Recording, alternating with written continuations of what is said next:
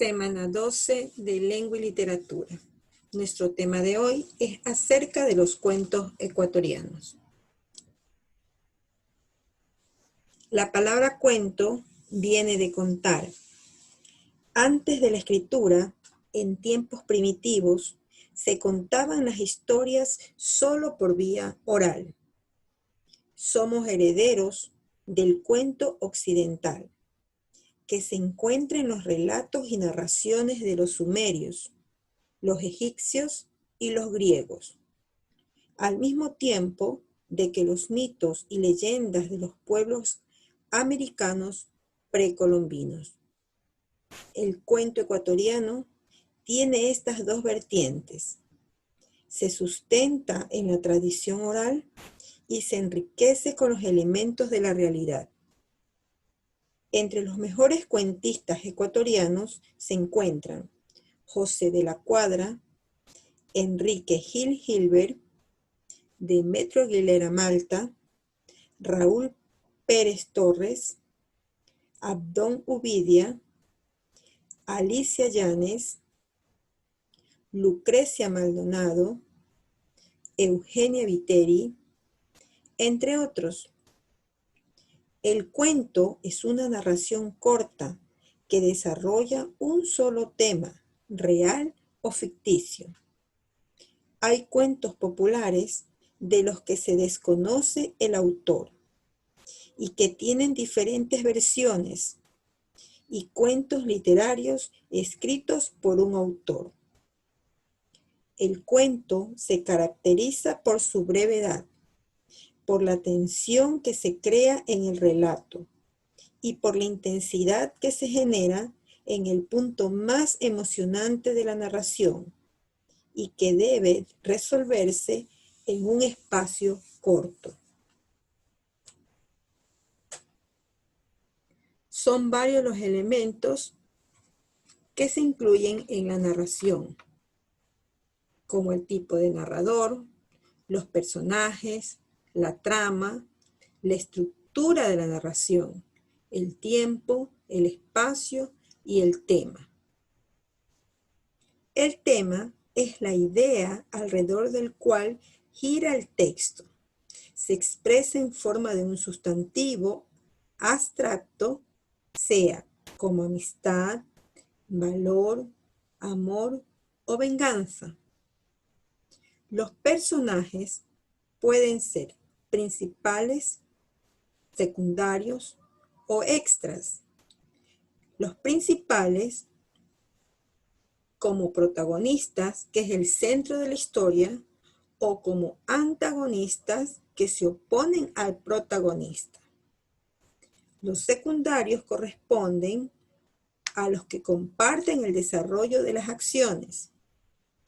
Y los extras aparecen y desaparecen sin mayor trascendencia. El argumento son los hechos y acciones de la historia. Es la síntesis de lo que se cuenta. Dentro del espacio, que es el escenario donde se desarrolla la historia, puede ser interior, exterior, reales o fantásticos. El espacio interior es creado por la emocionalidad de los personajes. El espacio exterior son los sitios donde ocurren las acciones. Los espacios reales pertenecen a la realidad. Los espacios fantásticos son creados por la imaginación del autor o autora. El conflicto es el problema a que se enfrentan los personajes y que motiva las acciones que se realizan. Puede ser externo si ocurre entre los personajes y el ambiente que los rodea, o internos si se produce por un enfrentamiento del personaje consigo mismo. El punto culminante de la acción en busca de solucionar el conflicto es el clímax. El tiempo señala la duración del relato. El tiempo en la historia lo viven los personajes. Es cronológico si va en orden lineal. Es retrospectivo si va desde el final hacia adelante. O puede ser in media res si muestra la historia desde la mitad. La trama corresponde a la secuencia en la que se cuentan los sucesos de la historia. Puede iniciar en cualquier punto de ella. Puede ser una trama retrospectiva que se traslada la acción al pasado para mostrar recuerdos o hechos que inciden en la historia. O puede ser una trama de anticipación que traslada la acción al futuro. En el narrador también hay diferentes tipos. Este recurso emplea el autor para narrar la historia. Un narrador personaje narra en primera persona. Es protagonista si se refiere a su propia historia. Es secundario o testigo si cuenta lo que le pasa a otros. Es un narrador observador si está fuera del relato, no tiene relación con la historia y narra en tercera persona. Es un narrador omnisciente si conoce todo lo que le ocurre y habla en tercera persona.